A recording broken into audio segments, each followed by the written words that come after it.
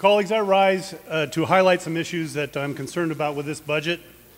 As you all know, safety of our transportation system is a huge priority of mine since my daughter died on a California state highway.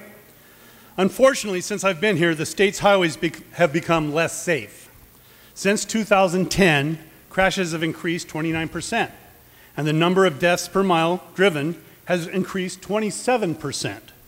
These statistics far outpace the state's population growth of 8%, as well as the increase of licensed drivers and registered vehicles of 11%. The declining safety of our highways is directly related to this fact. Since 2010, the number of highway patrol officers on our roads has actually decreased by 5%. Matter of fact, ladies and gentlemen, in 2009, the highway patrol was cut 300 positions and never restored. Let me reiterate this point. California's population, number of registered vehicles, and licensed drivers continue to increase while highway patrol officers have become fewer.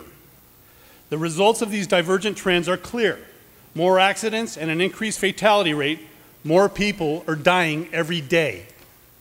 It's time for our state to take action to reverse this trend, and we properly fund the officers we need and depend on to ensure Californians can travel safely.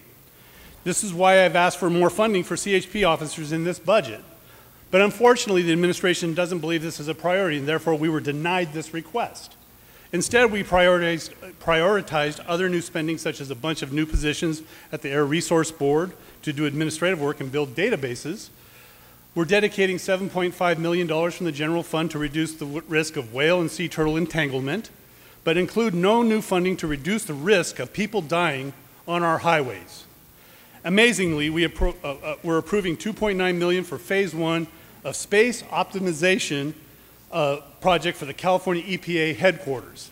Meanwhile, the budget transfers of $89 million from the motor vehicle account to the general fund, which should have been utilized for the additional officers desperately needed right now. This funding could have provided the state with 400 more officers and bring the department back to the number of officers it had before the recession. I repeat, before the recession. Instead, the money's going to the general fund, where we expect to have a $16 billion surplus. Our roads are less safe, and we have the means to address it, but the budget fails to do so. So it makes me question our priorities when we look at this difficult situation of saving people's lives.